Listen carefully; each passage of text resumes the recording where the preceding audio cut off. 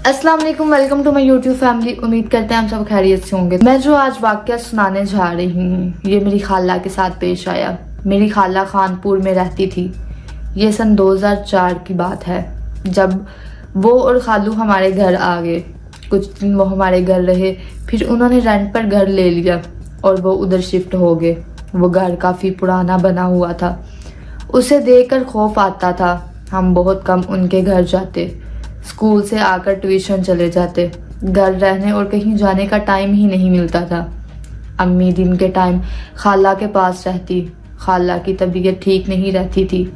खाला लोगों ने जो घर लिया था वहाँ पहले एक क्रिश्चियन फैमिली रहती थी। उनका आदमी काला जादू जानता था। काफ़ी लोग उसके पास आते थे। मोहल्ले वालों ने तंग आकर वो घर खाली करवा लिया। उसके बाद वो घर खाला लोगों ने ले लिया। उस घर से अजीब सा खौफ आता था।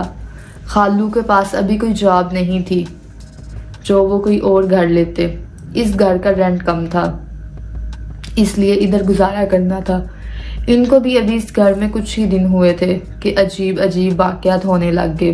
कभी दीवार पर खून लगा होता, कभी सहन में गोश्त के टुकड़े पड़े होते, कभी कपड़ों पर कट लगे होते, तो कभी घर से चीज़ें गुम हो जाती। खाला जब खालू को बताती तो वो कहते तुम्हारा वहम है और कुछ नहीं। वो इन बातों को नहीं मानते थे। वक्त ऐसे ही गुजरता गया। खाला के घर बेटा पैदा हुआ। हम सब अस्पताल देखकर आए।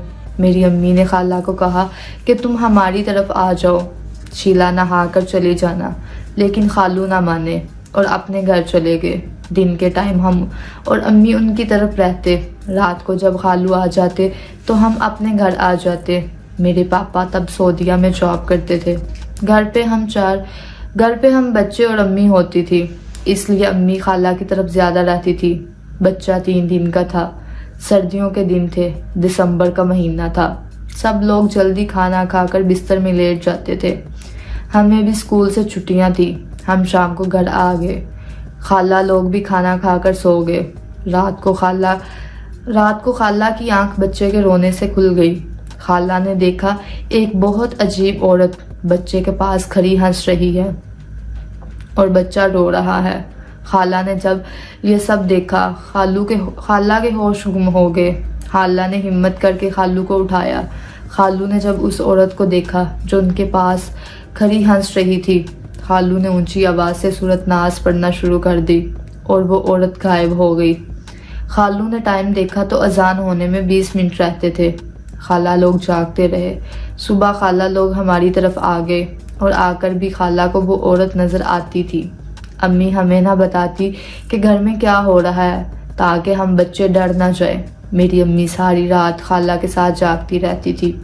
खालू ने एक जानने वाले से बात की। उसने एक आदमी का बताया जो रूहानी इलाज करता था। उसने घर के दरवाजे पर लगाने के लिए तवीज़ दिए और 2 तवीज़ दिए, एक खाला और एक बच्चे के लिए। 40 दिन के बाद खाला ने वो तवीज़ पानी में बहा दिए और सब घर वालों को सदका दिया। पता नहीं वो कौन थी और क्या चाहती थी। उसके बाद खाला ने वो घर छोड़ दिया। आज भी हम खाला को तंग करते हैं कि आप इतनी बड़ी होकर डर गई, लेकिन ये वो ही जानती हैं कि उन पर वो वक़्त कैसे गुजरा था। आई होप आपको हमारी स्टोरी अच्छी लगी होगी, तो हमारा चैनल सब्सक्राइब कर दें, बेल आइकन को क्लिक कर दें। बाय बाय, अल्लाह हाफिज़।